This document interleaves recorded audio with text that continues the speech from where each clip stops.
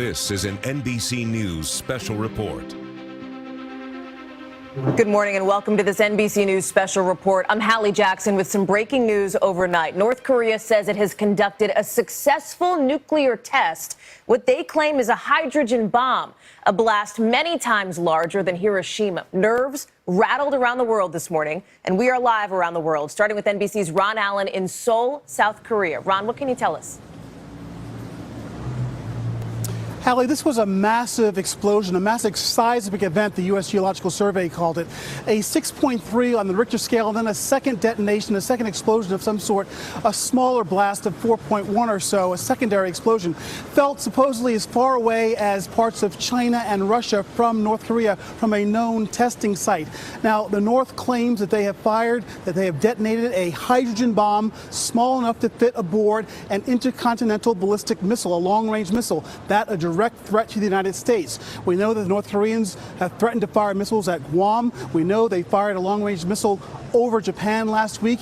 All of that in defiance of a massive military show of force by the United States and South Korea and Japan ending war games here over the weekend. So now we have this massive test, this massive detonation. Still unclear exactly what was exploded, what the detonation was, and what the scale of it was, but it was a massive blast. The South Koreans have responded swiftly, saying that they will not let this act go unpunished. They are calling for tougher sanctions, tougher diplomacy. We know that the U.S. Officials and their counterparts in this part of the world have been in touch by phone, and we understand that President Trump will be in touch with the president of South Korea at some point later today as the U.S. and its allies respond to this very aggressive act by the North Koreans. Hallie? Ron Allen, live there in Seoul for us. Ron, thank you. I want to turn now to NBC's Garrett Haake at the White House. Garrett, you heard Ron mention President Trump. What do we expect to hear from the White House? Well, Hallie, it's been radio silence from the White House since the president returned late last night from his all-day trip to Texas and Louisiana. The president will be here at the White House all day today. He's got no public events on his schedule, so he's in position to respond in the time and place of his choosing. It's worth pointing out the context that we're dealing with here. It was just early last month that the president threatened North Korea with fire and fury for any further provocation. And just last week that he responded to that missile shot over Japan by saying it showed contempt for North Korea's neighbors and saying all options are on the table for dealing with the North Korean threat. That is essentially the looming threat and the context with which this latest provocation was received here at the White House. Hallie? Garrett, thank you for that. Jeremy Bash is an NBC News national security analyst and former chief of staff at the CIA and the Pentagon in the Obama administration. Jeremy, good morning to you. Good morning, Put this Hallie. into some context for us here. How significant is this? Very significant, Hallie. They have tested nuclear weapons about 5 times before. They did it all the way back to 2006. They did it twice in 2016, but this will be the first nuclear test of the Trump administration. But perhaps even more significantly, Hallie, is the claim by the North Koreans that they have built the bomb so it can fit on top of an ICBM. Of course, in July, they flight tested 2 ICBMs that could hit the mainland of the United States. If this bomb can go on top of an ICBM, it means American cities are now within range. So then what options does President Trump have right now?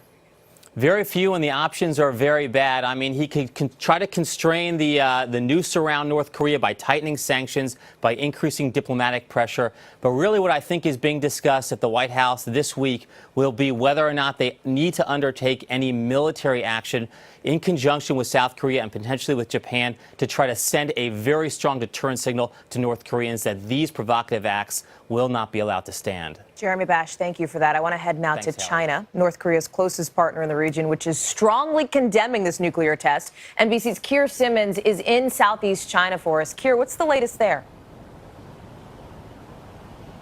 Well, Hallie, the Chinese President Xi, will be furious that this nuclear test is overshadowing an important economic conference that he is holding here. He just gave a speech in the past few hours in which he never once mentioned North Korea, but at the same time, the Chinese government issuing a strongly worded statement saying today the Democratic People's Republic of Korea conducted nuclear tests again, regardless of international opposition. The Chinese government is strongly against it and condemns it. Meanwhile, President Putin, the Russian leader, is landing here tonight. He has just landed. He has signaled that he believes that opposition to the North Korean nuclear program is futile, and he has sided with Beijing, calling for negotiation. Those those two capitals, Beijing and Moscow, against a Washington view that some kind of intervention is necessary. The Chinese, Hallie, trying to walk a difficult line between supporting its ally, North Korea, its very difficult ally, and at the same time being clear about siding with the international community and being opposed to